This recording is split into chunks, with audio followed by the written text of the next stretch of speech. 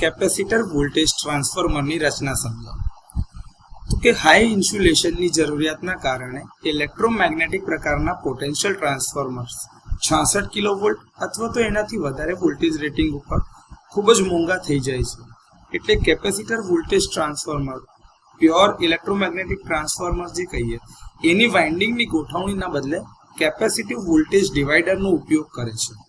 જે તેને ખૂબ જ ઊંચા વોલ્ટેજ એટલે કે 132 કેવી 220 કેવી 400 કિલોવોલ્ટ વગેરે જેવા ઊંચા વોલ્ટેજ પર આર્થિક રીતે વ્યાજબી અને વ્યવહારુ બનાવે છે. Capacitive voltage divider high voltage લાઇનને વચગાળાના એટલે કે મધ્યવર્તી મૂલ્ય સુધી સ્ટેપ ડાઉન કરે છે.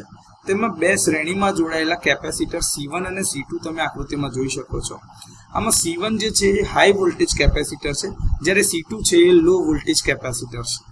C1 જે છે હાઈ વોલ્ટેજ લાઇન જે તમારી ઇનપુટ છે ત્યાં અને ઇન્ટરમીડિયેટ ટેપિંગ પોઈન્ટની વચ્ચે જોડેલું છે, જ્યારે C2 જે છે ઇન્ટરમીડિયેટ ટેપિંગ બિંદુથી લઈને ગ્રાઉન્ડની વચ્ચે જોડાયેલું છે. C1 કેપેસિટન્સમાં C2 કરતાં ઘણું નાનું હોય છે, એટલે મોટાભાગનો વોલ્ટેજ ડ્રોપ C1 ની અક્રોસમાં થાય છે. બંને કેપેસિટર્સ પોર્સેલિન અથવા તો એક કમ્પોઝિટ એટલે કે સંયુક્ત રીતે ભેગા હોય એવા ઇન્સ્યુલેટર હાઉસિંગની અંદર ગોઠવવામાં આવે છે, જેની અંદરમાં તમે ઓઇલ અથવા તો ઇમ્પ્રેગ્નેટેડ પેપર અથવા તો SF6 ગેસના લેયર કરેલા હોય છે, જેનો ફક્ત ઉપયોગ ઇન્સ્યુલેશન અને કુલિંગ માટે કરવામાં આવે છે. આ ઇન્ટરમીડિયેટ કેપેસિટિવ ટ્રાન્સફોર્મર જે બને છે તે ડિવાઈડરથી ઇન્ટરમીડિયેટ વોલ્ટેજનું જે આ પોઈન્ટ બને છે C2 ની સામેવાળું, તો આ C2 ની અક્રોસના જે વોલ્ટેજ આવે છે એ સ્ટાન્ડર્ડ વોલ્ટેજ જે આપણે સેકન્ડરીની અક્રોસમાં ઇન્ડ્યુસ થવા જોઈએ એટલે કે લગભગ 110 વોલ્ટ અથવા તો 110/√3 જેટલા વોલ્ટેજ RMS કિંમતમાં આપે છે, સ્ટેપ ડાઉન કરે છે. આ પ્રકારનું જે ટ્રાન્સફોર્મર છે એ CVT એટલે કે કેપેસિટર વોલ્ટેજ ટ્રાન્સફોર્મરના બેઝ એટલે કે છેક નીચે હોય છે.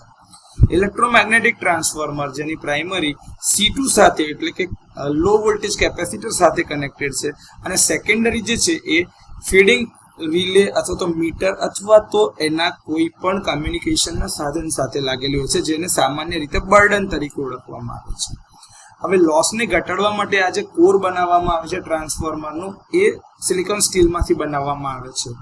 એક ટ્યુનિંગ રિએક્ટર લગાડેલું હોય છે જે પ્રાઇમરી વાઇન્ડિંગની સાથે શ્રેણીમાં જોડાયેલ છે, જે પાવર ફ્રીક્વન્સી પર C1 અને C2 ના જે કેપેસિટિવ રિએક્ટન્સ છે એના કારણે જે વોલ્ટેજ ડ્રોપ થાય છે એને સમતોલે એટલે કે બેલેન્સ કરે છે.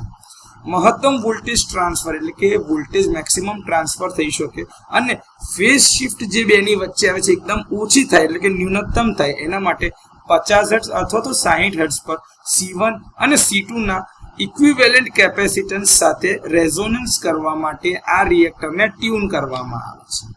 ડેમ્પિંગ સર્કિટ લગાડેલી હોય છે, જેના કારણે ઓસિલેશન્સ ઓછા થાય છે અને ખાસ કરીને સિસ્ટમનું ફોલ્ટ અથવા તો સ્વિચિંગ સર્જ દરમિયાન ટ્રાન્ઝિયન્ટ રિસ્પોન્સમાં સુધારો મળી રહે એના માટે ત્યાં ડેમ્પિંગ સર્કિટ લગાડેલી હોય છે. તો જો આકૃતિમાં જોયા પ્રમાણે આપણી પાસે આ આપણા પ્રાઇમરી સર્કિટ છે કે જેના વોલ્ટેજ 66 કરતાં વધારે એટલે કે 132 કિલોવોલ્ટ 220 કિલોવોલ્ટ અથવા તો 400 કિલોવોલ્ટની આસપાસ હોઈ શકે છે. આ C1 જે છે એ તમારું હાઈ વોલ્ટેજ કેપેસિટર છે અને એની સાથે સિરીઝમાં કેપેસિટર C2 લગાડ્યું છે જે તમારું લો વોલ્ટેજ કેપેસિટર છે. આ બંનેને એક ઇન્સ્યુલેટરની અંદર મૂકવામાં આવે છે, એક જ અથવા તો અલગ અલગ રીતે લેયર કરેલા હોય, અને ઇન્સ્યુલેશનમાં ઇમ્પ્રેગ્નેટેડ પેપર વાપરો, ઓઇલ વાપરો અથવા તો SF6 ગેસ પણ વાપરી શકાય છે.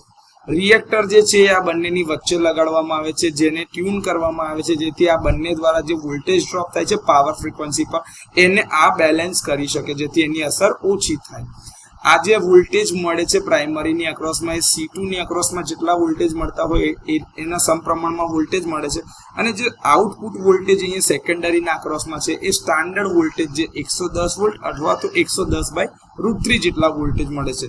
અને આ બર્ડન એટલે મીટરિંગ સર્કિટ, પ્રોટેક્ટિવ સર્કિટ અને કમ્યુનિકેશનની સર્કિટ જે એના અક્રોસમાં સેકન્ડરીમાં લગાડવામાં આવે છે. તો આ રીતે કેપેસિટર વોલ્ટેજ ટ્રાન્સફોર્મરની રચના કરવામાં આવે છે.